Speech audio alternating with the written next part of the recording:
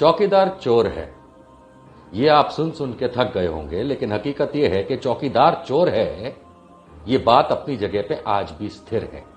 सबसे पहले मैं साफ कर दूं कि मैं नरेंद्र मोदी की बात कर रहा हूं, जिसको आप लोग चौकीदार कहते हैं, और वो चोर है ये पहले से साबित हो चुका है, अब खुलासे होने बाकी। हमने देखा था कि कुछ समय पहले रफाल नाम के फाइटर एयरक्राफ्ट यानी कि तेज तर्रार भारतीय वायुसेना में लिए गए लड़ाकू हवाई जहाज को लेकर के किस तरीके से बवाल मचा। इसमें ज्यादा गहराई में जाने की जरूरत नहीं है कि कांग्रेस ने 100 से ज्यादा 126 से ज्यादा जहाज बुक किए थे या करने की बात थी, लेकिन रफाल की उस डील को खुद कांग्रेस की सरकार यानी कि मनमोहन सिंह यूपीए 2 ने कैंसिल भी कर दिया था, क्योंकि बहुत कुछ सही गलत निकल के आ रहा था। उसके बाद नरेंद्र मोदी 2014 में भारत के प्रधानमंत्री बनते हैं आप लोगों के आशीर्वाद से, जाने कैसा आशीर्वाद देते हैं। और उसके बाद देखा किस तरीके से भारत की वायुसेना की शक्ति बढ़ा दी करके नौटंकी, ये रफाल नाम का जो फ्रांसीसी लड़ाकू विमान है जो कि डसॉल्ट एविएशन बनाता है, उसको ला करके भारत में सीना 56 इंच का दिखाने की कोशिश में, चूहे से शेर बनने की कोशिश में लोगों ने क्या क्या नहीं किया। लेकिन इससे ज्यादा जरूरी बात यह है, दो बातें। पहली बात, भारत की सेना सशक्त होनी चाहिए और सशक्त होनी चाहिए, सरकार किसी की भी हो, यह हमारा प्रथम उद्देश्य होना भी चाहिए। लेकिन क्या इसके बदले पैसे खाने के लिए किसी को प्रधानमंत्री या डिफेंस मिनिस्टर या फाइनेंस मिनिस्टर या सरकार में बिठाया जाता है? क्या आप ये सोच सकते हैं? पहले भी हमने सरकारों के कितने सारे जुमले सुने कि राजीव गांधी स्वर्गीय को लेकर के, बोफोर्स को लेकर के ना जाने कितनी कहानियां हुई, और भारतीय मीडिया घिसता रहा वो अपना पुराना राग, जैसे कि राजीव गांधी बहुत बड़े चोर हो। गलत। वीपी सिंह ने भी कहा था, लेकिन सब गलत निकला। हकीकत यह है कि जो चोर होता है वही दूसरों को चोर चोर चिल्ला करके अपनी असलियत को छुपाने की कोशिश करता है। ये बेहतरीन उदाहरण आज आपके सामने रफाल से आ रहा है।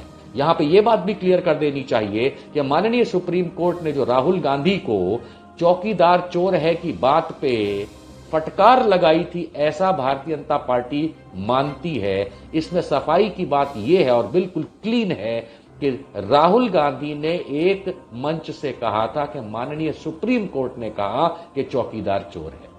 इस बात को लेकर के तनातनी हुई और राहुल गांधी ने बाद में माननीय उच्चतम न्यायालय में अपनी सफाई दी, क्योंकि कोर्ट ने ऐसा नहीं कहा था और हम जानते हैं कि वो मामला खत्म हो चुका है। लेकिन असली मामला जो है कि पैसे खाए गए, नोट चबाए गए, दलाली ली गई, भ्रष्टाचार किया गया, और किसने किया? चोर की दाढ़ी में चिन्ह। तो हम सब समझते हैं चोर की दाढ़ी में तिनका। पर अब क्या करा जाए कि अगर उन पूरे तिनकों से कोई अपनी दाढ़ी बना ले और अपने आप को जाने क्या हीरो समझे। देखिए, समझने वाली बात यह है कि रफाल नाम की जो डील हुई, इस पे बहुत सारे खुलासे अभी होने बाकी हैं। इसीलिए ज्वाइंट पार्लियामेंट्री कमेटी की डिमांड की गई, जो नरेंद्र मोदी में दम नहीं है कि वो फॉर्म करके उसको बिठा करके खुद पे और खुद की सरकार पे तहकीकात करवा सके। जो भी माननीय सुप्रीम कोर्ट ने अपने आदेश में कहा था, उसमें बहुत साफ कहा था कि कुछ बातों की गहराई में हम जाना नहीं चाहते, जा नहीं सकते, क्योंकि वो उस पिटीशन का, उस समय की जो एप्लीकेशन थी, उसका ना तो उद्देश्य था और ना ही उसके अंदर डिमांड थी। कुछ बातों के लिए संसद है और संसद से होना चाहिए। अगर किसी सरकार ने कुछ भी भ्रष्टाचार किया है तो जेपीसी बनाई जाए और ज्वाइंट पार्लियामेंट्री कमेटी के तहत फिर उसके आगे के क्या कदम होने चाहिए, नहीं होने चाहिए, ये निकल के आने चाहिए। लेकिन रफाल की डील में अब जो फ्रांस में खुलासे हो रहे हैं वो बेहतरीन उदाहरण है सबसे पहले भ्रष्टाचार को भारत में भारतीय जनता पार्टी का, मोदी का साबित करने के लिए। क्योंकि 13 साल नरेंद्र मोदी रहे चीफ मिनिस्टर गुजरात के, भ्रष्टाचार उनका खुद का दबता गया, दबाते गए, दिखाया नहीं, क्योंकि सारा का सारा सरकारी जो महकमा था वो उन्हीं के कंट्रोल में था। इसलिए वो कभी भी आदेश अपने जो खुद के दिए हुए थे, जो कि भ्रष्टाचार से लिप्त थे, चाहे रिवर फ्रंट बनाना हो या अन्य काम करने हो, उसमें जो नोट कमाए मेट्रो से लेकर के रिवर फ्रंट तक, उसको किसी ने दिखा नहीं पाया। उसका कारण था कि वो एक क्षत्रिय राज करते थे उस छोटे से राज्य में। हाँ, भारत के मुकाबले छोटा सा राज्य है, लेकिन जब ये प्रधानमंत्री बने 2014 में, तो ये बड़ा कह करके आए थे कि ये भ्रष्टाचार मुक्त भारत की तरफ एक अग्रसर सरकार आई है। लेकिन हकीकत देखिए कि आज भी 7 साल होने के बाद अगर कांग्रेस पार्टी और दूसरी पार्टियों की सरकारों को या पुरानी सरकारों को भ्रष्टाचारी अगर ये भारतीय जनता पार्टी और मोदी वाले बताते हैं, तो उसका सिर्फ एक ही कारण है कि असलियत में भ्रष्टाचार और जितना भी गंदगी और जितना भी पैसा कमाने का, नोट कमाने का गलत धंधा अगर कोई करता है, तो ये तेली महाराज जो हैं वही करते हैं और दूसरे कोई नहीं करते। देखिए, समझने की बात है कि इस भारत के देश के अंदर बड़े बड़े मंत्री और संतरी हुए जिन पे जब कभी भी आरोप लगा तो उन्होंने अपने पद से इस्तीफा दिया, और बाद में अगर साबित नहीं हुआ तो उन्होंने या तो वापस मिनिस्टर का अपना पदभार संभाला और या फिर आगे की राजनीति करते रहे। कुछ उदाहरण दूंगा मैं। भारतीय जनता पार्टी के शीर्ष नेतृत्व पे एक जमाने में, उसकी शुरुआत से लेकर के आज तक अगर कहा जाए, तो LK आडवाणी रहे। लाल कृष्ण आडवाणी ने 1996 में सांसद पद से इसलिए इस्तीफा दिया था क्योंकि जैन हवाला केस में उनका नाम उछला था, और 1998 में उन्होंने वापस इलेक्शन जीत करके अपना सांसद पद संभाल लिया था। लेकिन ये 2 साल तक उन्होंने अपने उस इस्तीफे की, यानी कि भारत की डेमोक्रेसी और संविधान की इज्जत करते हुए मैं कह रहा हूं कि लाल कृष्ण आडवाणी ने फिर भी अपने आप को दूर कर लिया था और इस्तीफा दे दिया था। इसके सिवाय बहुत लंबी लिस्ट है। हाल में अनिल देशमुख, जो कि गृह मंत्री गृह मंत्री थे महाराष्ट्र के, उन पे जब आरोप लगा, आरोप सिद्ध नहीं हुआ, सिर्फ आरोप लगा, तो उन्होंने इस्तीफा दे दिया कि चलिए आप अपने आप ये जो सरकारी तंत्र है और कानूनी काम है, ये अपना हिसाब निकाले, अपना गिल्टी एक्विटल जो भी प्रूव करना है करे, उसके बाद मुझे अगर बनना होगा तो मैं दोबारा बनूंगा। लेकिन उन्होंने त्याग पत्र दे दिया और छोड़ दिया गृह मंत्रालय महाराष्ट्र का। इसके सिवाय लंबी लिस्ट है। पवन कुमार बंसल, जो कि रेल मिनिस्टर हुआ करते थे, अश्विनी कुमार भारत के कानून मंत्री हुआ करते थे, ए राजा जो कम्युनिकेशंस और इंफॉर्मेशन टेक्नोलॉजी मिनिस्टर होते थे, दयानिधि मारन जो कि टेलीकॉम मिनिस्टर होते थे, शशि थरूर जिनकी पत्नी का जब देहांत हुआ सुनंदा पुष्कर का, तो उसके बाद नाम उछाला गया, लेकिन कानूनी तौर पे नहीं, ना ही कहीं उनका नाम दर्ज था। लेकिन भारतीय जनता पार्टी वालों ने, हम सब जानते हैं किस तरीके से नाम उछाला, तो उन्होंने भी मंत्री पद से अपने त्याग दे दिया था कि चलो भाई तुम लोग पहले कानूनी कार्रवाई पूरी हो जाए, उसके बाद मैं दोबारा मंत्री बनता हूं, नहीं बनता देखा जाएगा। वीरभद्र सिंह इत्यादि इन लोगों ने, सब ने जब कभी भी आरोप लगा तो पहला काम किया कि जो पब्लिक पोस्ट होती है मंत्री संतरी की, उससे त्यागपत्र। इसके सिवाय बहुत सारे नाम हैं, लेकिन आप नालायकी देख रही। आपको याद होगा कि मोदी 1.0 जिसको कहते हैं, 2014 से लेके 2019 तक की जो भारतीय जनता पार्टी एनडीए की सरकार चली इस देश में, कितने रेल एक्सीडेंट हुए थे। और वो पीयूष गोयल जो कि रेल मंत्री होता था, उसने कभी रेजिग्नेशन नहीं दिया अपनी जिम्मेदारी समझते हुए। याद है ना, लाल बहादुर शास्त्री जी तक ने दे दिया था। इसी तरीके से आज ये समझ के कि नरेंद्र मोदी भारत के प्रधानमंत्री पिछले 7 साल से जो फन मार करके डस रहे हैं इस देश को, ये सिर्फ खुद अपना पैसा नोट कमाने के लिए। बहुत से लोग पूछते हैं मुझसे कि मोदी की तो बीवी भी नहीं है, घर नहीं है, बच्चे नहीं है, तो वो किसके लिए कमाएगा। ए संघियों, मैं तुम्हें बता दूं, ऐसे बहुत से लोग हैं जो रंडीबाजी करते हैं, दारू पीते हैं बार में जाकर के, नंगा नाच करते हैं डिस्को में जाकर के। वो घर के लिए नहीं करते, वो अपने बच्चे या बीवी के लिए नहीं करते। हो सकता है मोदी को ऐसे शौक है, मैं नहीं जानता, लेकिन यह सवाल कभी नहीं उठाना कि जिसके बीवी बच्चे घर नहीं होते तो वो किसके लिए नोट कमाएगा। वो अपने शौक पूरे के लिए नोट कमा सकता है करने के लिए, लेकिन हमें नहीं पता। हां, भारतीय जनता पार्टी, मोदी ये सॉलिड पैसा कमा रहे। आइए राफेल के ऊपर चलते हैं। हाल में ये निकल के आया, और मैं कुछ भी आधी अधूरी बात नहीं करूंगा, कि जो फ्रांस से निकल के आ रहा है उसमें साफ निकल के आ रहा है कि वहां के जज ने ये जो मामला 2 साल पहले फाइल हुआ था, उसको अब क्रिमिनल एक्शन और उसके संवैधानिक तरीकों को फॉलो करते हुए केस को खोल दिया है। यानी इसके अंदर जो करप्शन हुआ, यही तो बात की गई कि इसमें करप्शन हुआ, चार्जेस लगाए, भ्रष्टाचार हुआ, इसमें फेवर्स किए गए, इसमें गलत डिजाइन, गलत तरीके से इस जहाज को बेचने के लिए तरकीबें अपनाई गई।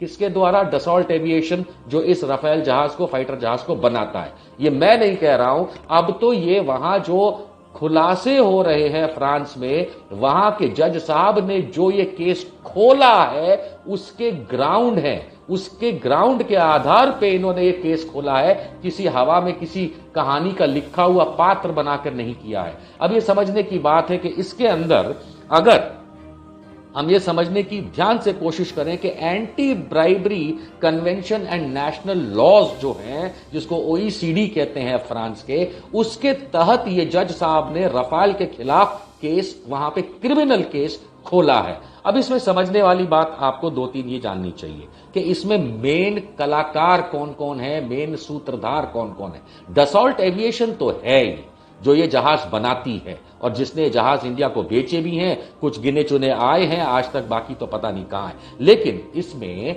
डसॉल्ट एविएशन के साथ साथ साफ कर दिया गया है कि फ्रांस के उस समय के रहे राष्ट्रपति फ्रांसवाज होलांडे पे भी ये कार्यवाही होगी और उनकी भी सुनवाई होगी और उनको भी कटघरे में रख करके पूरी की पूरी बात समझी जाएगी कि उनका क्या रोल था। और आज की तारीख में जो इमैनुअल मैक्रॉन है, जो वहां का राष्ट्रपति, वो उस समय उनका मिनिस्टर हुआ करता था और इन चीजों में इन्वॉल्व्ड था। यानी कि हाल इस समय जो राष्ट्रपति है फ्रांस का और उनसे पहले के जो राष्ट्रपति उस समय साइन करने वाले इस डील को, फ्रांसवाज होलांडे, इन दोनों पे कार्यवाही होगी इस केस के मद्देनजर। इस केस के अंदर क्या क्या हुआ है, गलत तरीके से माल सामान बेचने का, माल सामान मतलब इन हवाई जहाज की बात कर रहा हूं, उसके आरोप हैं। उस माल सामान यानी इन हवाई जहाजों को बेचने के लिए, बेचने से पहले और बेचने की कोशिश करने से पहले भ्रष्टाचार हुआ, पैसा दिया गया, रुपया दिया गया, डॉलर दिए गए, जो भी दिया गया, किसको दिया गया, ये ढूंढने की बात है। अब स्वाभाविक सी बात है कि एक ट्रेन जो होती है, ट्रेन के आगे इंजन होता है और आखिर में बोगी होती है, का डब्बा होता है जिसके अंदर गार्ड बैठता है, बीच में पूरी ट्रेन होती है। यानी कि इंजन अगर इसके अंदर डसॉल्ट एविएशन ऑफ फ्रांस था, तो जो अंतिम डब्बा है जिसमें गार्ड बैठता है, यानी जो रिसीव कर रहा है इन जहाजों को, वो भारत सरकार है। ये कोई प्राइवेट आपने और मैंने हवाई जहाज नहीं खरीदे हैं, भारत में हम फाइटर जहाज ऐसे नहीं खरीदते, भारतीय वायुसेना ने खरीदे हैं और उसको खरीद के किसने दिए हैं? भारत की सरकार, यानी आपकी प्रिय मोदी सरकार ने। बिल्कुल साफ निकल के आ रहा है कि अगर फ्रांस के दोनों राष्ट्रपतियों, पिछले राष्ट्रपति फ्रांसवाज होलांडे और इस समय जो हाल है इमैनुअल मैक्रॉन, अगर इन दोनों पे इस चीज को लेकर के वहां केस किया गया है और उनसे भी पूछवाई सुनवाई सब कुछ की जाएगी, एविडेंस लिए जाएंगे, तो भारत के प्रधानमंत्री जो बड़े हंसते गाते ऐसे फ्रांसवाज होलांडे को पीछे से चिपकते हुए वहां जाकर के सिग्नेचर करते हैं और ये सारा का सारा रफाल का बिजनेस करते हैं, वो उतने ही बड़े गुनहगार, या छूट भी सकते हैं बाद में, मैं नहीं जानता, लेकिन वो उतने ही बड़े कल्प्रिट भी गिने जाएंगे जितने बड़े इमैनुअल मैक्रॉन, उस समय के मिनिस्टर, आज के राष्ट्रपति फ्रांस के, और उस समय का राष्ट्रपति फ्रांस का फ्रांसवाज होलांडे। अगर ये केस उन दोनों पे चल रहा है तो मान के चलिए कि कानूनी आधार पे इसमें मोदी का भी उतना ही भाग है, इसकी भी सुनवाई होनी चाहिए। वो बात और है कि फ्रांस का संविधान इन्हें बुला सकता है, ये जाएंगे नहीं जाएंगे वो एक अलग बात है, लेकिन लॉजिक की बात करी जाए, समझने की बात करी जाए, तो नरेंद्र मोदी, इमैनुअल मैक्रॉन और फ्रांसवाज होलांडे, ये सब डसॉल्ट एविएशन के साथ मिले हुए हैं पैसा कमाने के लिए, नोट कमाने के लिए, सिर्फ एक माल बेचने के लिए। स्वाभाविक सी बात है, डसॉल्ट एविएशन जो राफेल जहाज बनाता है उसको तो अपना माल ही बेचना था। एक सोई हुई, हारी हुई, खत्म होती हुई कंपनी थी जिसको अपना आगे काम कुछ बढ़ाने के लिए फ्रांस के राष्ट्रपति ने, उस समय के फ्रांसवाज होलांडे ने, एक बकरा ढूंढ लिया जिसको हम नरेंद्र मोदी कह सकते हैं, जिसने किया। बाकी दुनिया में कोई ऐसे जहाज को ऑर्डर नहीं करता है। लेकिन इसमें एक बात बड़ी विचित्र निकल के आ रही है दोस्तों, जब मैं इस पूरी की पूरी रिपोर्ट को पढ़ रहा हूं, जो कि मीडिया पार्ट जिसने ये केस की सारी जानकारी दी है, जिसके आधार पे सारा का सारा मामला हुआ है वहां पे, इसमें अनिल अंबानी का एक बहुत बड़ा रोल निकल के आ रहा है। याद है अनिल अंबानी कौन है? हाँ, वो मुकेश का छोटा भाई। लेकिन खाली मुकेश का छोटा भाई की पहचान नहीं होती है। अनिल अंबानी वो है जब नरेंद्र मोदी चीफ मिनिस्टर हुआ करते थे गुजरात के, तो इनके पिछवाड़े घुसा रहता था। जितने भी वाइब्रेंट गुजरात वहां पे करके इन्होंने लोगों के पैसे बर्बाद किए, सरकार के पैसे बर्बाद किए, उसमें अनिल अंबानी वो चाटुकार था जो हमेशा नरेंद्र मोदी की गोदी में बैठा रहता था और इनको पैसे देता था या जो भी करता होगा। यानी कि वो अनिल अंबानी जिसका Ambani's Reliance group plus Dassault Indian premier partner की डील हुई है इन 36 जहाजों के बारे में, बड़ा कमाल का निकल के आ रहा है। और मैं आपको पढ़ के बताना चाहूंगा, India and Dassault had officially been negotiating terms for purchase of manufacture of 126, लेकिन प्राइम मिनिस्टर नरेंद्र मोदी ने पब्लिकली अपना अनाउंसमेंट किया था 6 अप्रैल, माफ कीजिएगा, प्रधानमंत्री ने अनाउंसमेंट किया था 10 अप्रैल 2015 को कि पुरानी डील नहीं, अब ये 36 जहाजों की डील होगी। और उस समय जो आज स्वर्गीय मनोहर पर्रिकर हैं, वो उस समय रक्षा मंत्री होते थे, उनको आखिरी मिनट तक नहीं पता था डील साइन होते होते कि भैया मोदी जी आपने क्या डील साइन करी। यानी कि अगर देखा जाए तो यह पहली बार ऐसा हुआ होगा कि भारत सरकार के प्रधानमंत्री ने एक रक्षा सौदे पे अनाउंसमेंट करी और उस समय के भारत सरकार के रक्षा मंत्री को टंग टंग टंग टंग कछु पता भी नहीं था। ये कैसे हो सकता है? ये कोई मोदी के घर की राजनीति चल रही है? ये कोई मोदी के घर में पंखा लगाना है कि ट्यूबलाइट लगाना है वो चल रहा है? इसका मतलब चौकीदार चोर है, इसने कहीं से किसी के साथ मिल करके वो गंदगी करी है जिसको भ्रष्टाचार से भी बड़ा कहा जाएगा, देशद्रोह किया है। क्योंकि मनोहर पर्रिकर खुद जीते जी कहते रहे कि मुझे तो पता ही नहीं था आखिरी मिनट तक। अब चलते हैं आगे, इसमें अनिल अंबानी का धंधा ढूंढते हैं। रिपोर्ट जो मीडिया पार्ट ने दी और जिसके आधार पर यह साबित होता है कम से कम फ्रांस में, और अब उसके ऊपर कार्यवाही होने वाली है कि 10 अप्रैल, अब याद रखिएगा 10 अप्रैल 2015 को जब नरेंद्र मोदी ने यह अनाउंसमेंट की थी, उससे पहले और कितना दिन पहले, उससे 15 दिन पहले अनिल अंबानी और डसॉल्ट के बीच में एक सौदा होता है, एमओयू साइन होती है 15 दिन पहले।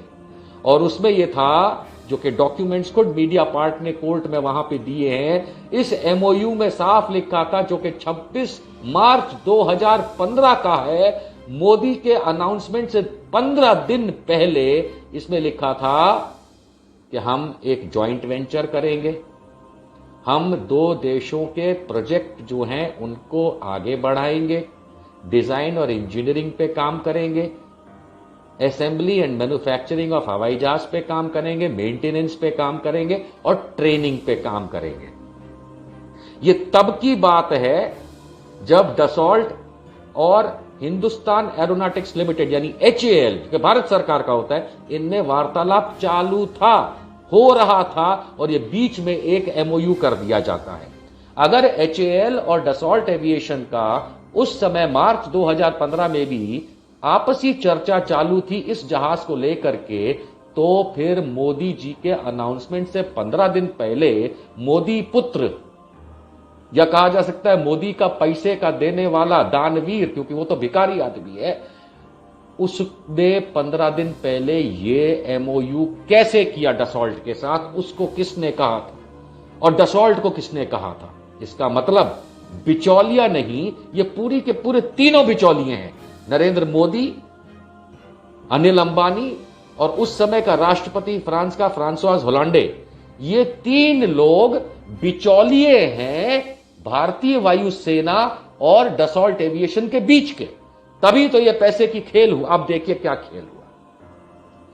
और इसके अंदर जो डॉक्यूमेंट्स जमा किए गए हैं कोर्ट के अंदर, उसमें साफ लिखा है, डसॉल्ट एविएशन जो ये रफाल जहाज बनाता है, उसने रिलायंस यानी कि अनिल अंबानी के रिलायंस वाली जो कंपनी का पार्टनरशिप किया रफाल को लेके, उसमें एक्सपेक्टेशंस लिखी थी, आशाएं कि डसॉल्ट एविएशन 26 मार्च 2015 को मोदी के इस सौदे के अनाउंसमेंट से 15 दिन पहले जो MOU रिलायंस यानी कि अनिल अंबानी के साथ था, उसमें कागज में आशाएं क्या लिखी थी? डसॉल्ट एविएशन आशा करता है अनिल अंबानी की कंपनी से कि अनिल अंबानी की Reliance company marketing for programs and services with the government of India करेगी। हिंदी में साफ शब्दों में डसॉल्ट एविएशन राफेल जहाज बनाने वाली कंपनी ने 26 मार्च 2015 को अनिल अंबानी के साथ जो हस्ताक्षर किए, उसके जो ग्राउंड्स हैं वो मैंने पहले आपको गिनाए, लेकिन उसके अंदर जो आशा है डसॉल्ट की वो ये है कि अनिल अंबानी दलाल बनेगा उनका, ताकि उनके जहाज गवर्नमेंट ऑफ इंडिया को बेचे जा सके। दलाल को प्यारी भाषा में भड़वा भी कहा जाता है। तो अनिल अंबानी ने जो भड़वाई करनी थी, दलाली करनी थी, उसके लिए डसॉल्ट एविएशन ने भारत सरकार के अनाउंसमेंट से 15 दिन पहले अनिल अंबानी के साथ साइन किया। यानी कि दलाल भड़वा अनिल अंबानी डसॉल्ट एविएशन के राफेल जहाजों को जबरदस्ती भारत के साथ बिकवाने में दलाली का काम करेगा।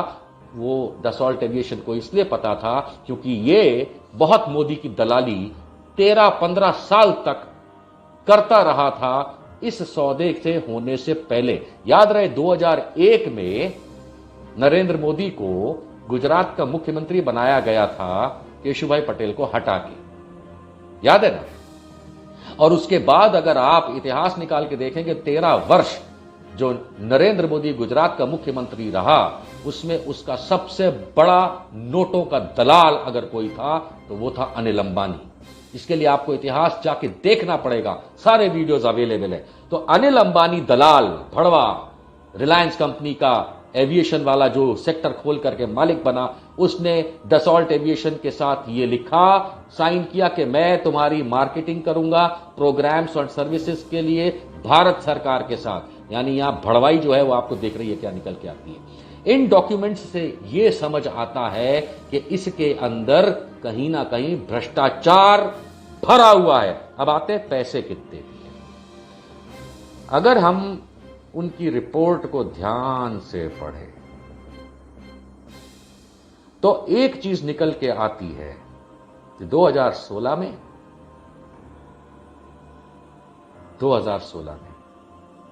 और यह फ्रांसवाज होलांडे उस समय के राष्ट्रपति फ्रांस का स्टेटमेंट है कि 1.6 मिलियन यूरोस पैसा दिया गया। 1.6 मिलियन यूरोस दिए गए रिलायंस ग्रुप को, यानी अनिल अंबानी के ग्रुप को। क्यों दिए गए? किस बात के लिए राष्ट्रपति फ्रांसवाज ने फ्रांस से अनिल अंबानी को 1.6 मिलियन यूरोस दिलवाए? किस लिए दिलवाए? रिलायंस एंटरटेनमेंट के नाम पे दे दिए रिलायंस ग्रुप में। यानी कि ये 1.6 मिलियन यूरोस जो है ये दलाली का पैसा है, और ये दलाली का जो पैसा है ये फ्रांस से अनिल अंबानी के हाथों मोदी तक पहुंचा है। क्योंकि दलाली कैसे हो रही थी मैंने आपको बताया। अब इसके सिवाय हम गिफ्ट देखते हैं। गिफ्ट यानी कि प्यार से दी हुई चीज। फॉर एग्जाम्पल, आप अपनी गर्लफ्रेंड को प्यार से एक गुलाब दे सकते हैं। ज्यादा पैसे वाले हैं तो एक मोबाइल खरीद के दे देंगे, थोड़ा कम पैसे वाले हैं तो शायद डिनर पे ले जाएंगे। So you gift your girlfriend. लेकिन अब यहां देखिए कि दलाली और भड़वाई के अंदर किस तरीके का गिफ्ट आता है। रिलायंस को, अनिल अंबानी के रिलायंस को डसॉल्ट ने 28 नवंबर 2016 को ये जो 36 राफेल का धंधा किया गया, इसके लिए 43 मिलियन यूरोस दिए।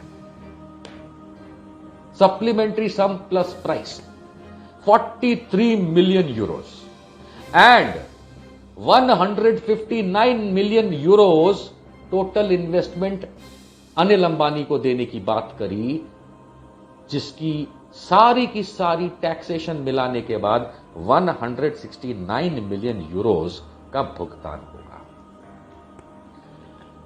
मोदी जी, जरा सा यह बताओ देश को क्या क्या शौक रखते हो? आज तक किसी ने नहीं पूछा। छमिया नाचना देखते हो? अगर मानसी का केस पूरा हो गया होता तो तुम तो ससुर जेल में होते। अमित शाह भी जेल में होता। ये तो तुम दोनों ने मिल करके मानसी, असली नाम नहीं लूंगा उसका, सबको याद है ना, फोन टैपिंग स्नूपिंग केस है।